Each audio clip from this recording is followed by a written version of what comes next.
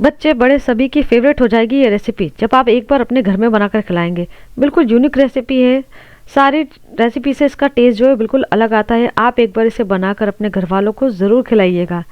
बनाने में भी आसान है। चलिए हम देरी ना करते हुए इस रेसिपी को बनाना स्टार्ट करते हैं।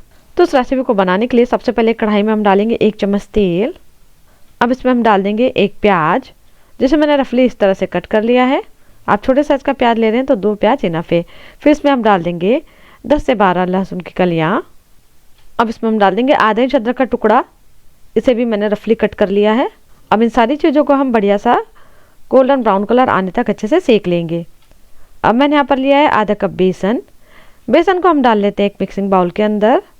फिर इसमें हम डाल देते हैं आधी चम्मच के करीबन हल्दी पाउडर, आधी चम्मच लाल मिर्च पाउडर, आधी चम्मच नमक, 1/4 चम्मच इसमें हम डालेंगे सौंफ, 1 पिंच के करीबन इसमें हम डालेंगे हींग। सारी चीज़ों को हम अच्छे से मिक्स करेंगे। अब इसमें हम थोड़ा थोड़ा पानी डालकर इसका बैटर लगाकर तैयार करेंगे। और उसके घोल को एकदम पतला नहीं करना है, एकदम ज़्यादा गाढ़ा नहीं करना है। तो बैटर लगकर रेडी हो चुका है। अब इस बैटर को हम ढक कर 10 मिनट के लिए ऐसे ही छोड़ देंगे। अब जो हमने यहाँ पर प्याज लहसुन अदरक को पकने के लिए रखा था ना, ये हल्के से तेल में फ्राई हो गए हैं। तो इसमें हम डाल देते हैं 1 टमाटर, इसे भी मैंने रफली कट कर लिया है। साथ ही इसमें हम डाल देंगे 2 से 3 चम्मच के करीबन मूंगफली के दाने। फिर इसमें हम डाल देंगे 10 से 12 काले मिर्च और थोड़ी देर के लिए इन्हें भी हम अच्छी तरह से पका लेंगे। तो यहाँ सारी चीज़ जो है बिल्कुल बढ़िया तरीके से पक चुकी है। गैस को बंद कर देंगे, उसे अच्छे से ठंडा होने देंगे।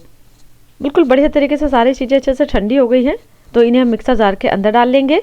अब जार का ढक्कन लगाकर इसको हम पीस लेंगे और उसका पेस्ट रेडी करेंगे। तो आप देख सकते हैं इस तरह से आपको पीस कर इसे तैयार करना है। अब जिस पैन में हमने यहाँ पर सब्जियाँ भूनी थी, उसी पैन के अंदर हम डालेंगे 2 बड़े चम्मच तेल और तेल को अच्छे से गर्म करेंगे। तेल अच्छे से गर्म हो गया है, इसमें हम डाल देते हैं आधी चम्मच के करीबन जीरा और जीरे को हल्के से तेल में फ्राई होने देंगे।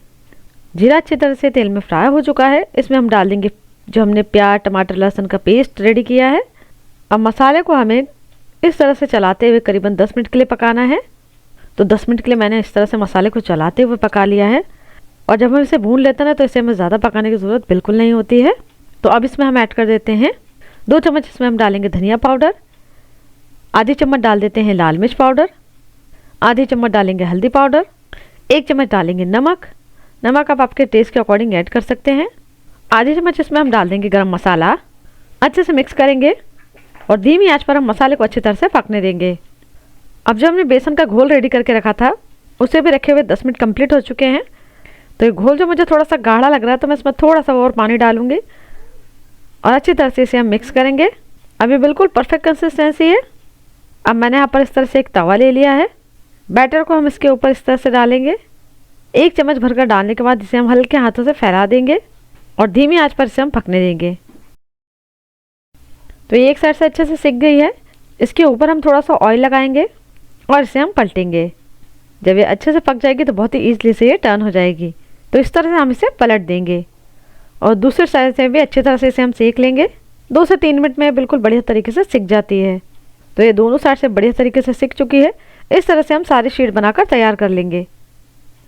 यहाँ पर मसाला भी अच्छी तरह से पक गया। आप देख सकते हैं मसाले ने तेल छोड़ दिया है। तो बीच बीच में मसाले को भी चलाते रहें ताकि मसाला जो है वो कढ़ाई से चिपके नहीं। अब मैं इसमें डाल रही हूँ आधा कप के करीबन हरी मटर। आप चाहे तो यहाँ पर फ्रोज़न मटर का भी इस्तेमाल कर सकते हैं। अच्छे से मिक्स करेंगे ग्रेवी के साथ में और इसे ढककर हम पकने देंगे। तो यहाँ पर मैंने सारे शीट बनाकर तैयार कर ली है। अब इस तरह से एक शीट लेंगे और इसके किनारों को हम कट कर देंगे। चारों साइड से इसके किनारों को हम कट करने के बाद हटा देंगे। उसके बाद इसे आधा इंच के पट्टियों में हम कट कर लेंगे। इस तरह से आधा इंच की पट्टियाँ कट करने के बाद एक पट्टी को हम इस तरह से लेंगे और बिल्कुल हल्के हाथों से इसे हम रोल करेंगे। रोल करने के बाद इस तरह से मैंने यहाँ पर ले ली है लौंग और लौंग से हम इस तरह से इसके जॉइंट को अटैच कर देंगे जिससे ये खुलेगा नहीं। और इसी तरह से हम सारे रोल को रेडी कर लेंगे। अब जो ग्रेवी है वो भी बिल्कुल बढ़िया तरीके से पक चुकी है। आप देख सकते हैं ग्रेवी में जो ऊपर है तेल सेपरेट दिखाई देने लगा है।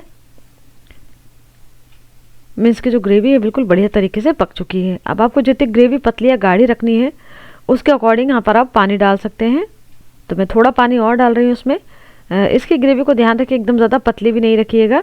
अच्छे से मिक्स करेंगे और ग्रेवी में एक उबाल आने देंगे। ग्रेवी में उबाल आ चुका है।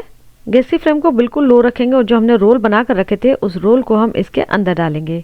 अब बिल्कुल हल्के हल्के हाथों से इसे मसाले के साथ में मिक्स करें। जल्दी जल्दी बिल्कुल नहीं चलाइएगा, नहीं तो रोल जो है वो टूट जाएंगे।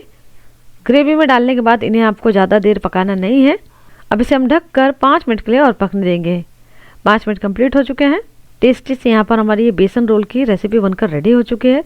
आप इसे रोटी, सब्जी, पूड़ी के साथ खाएं और मुझे कमेंट्स करके ज़रूर बताएं कि रेसिपी आपको कैसी लगी। फिर मिलेंगे एक नई रेसिपी के साथ। Thank you friends for watching my video.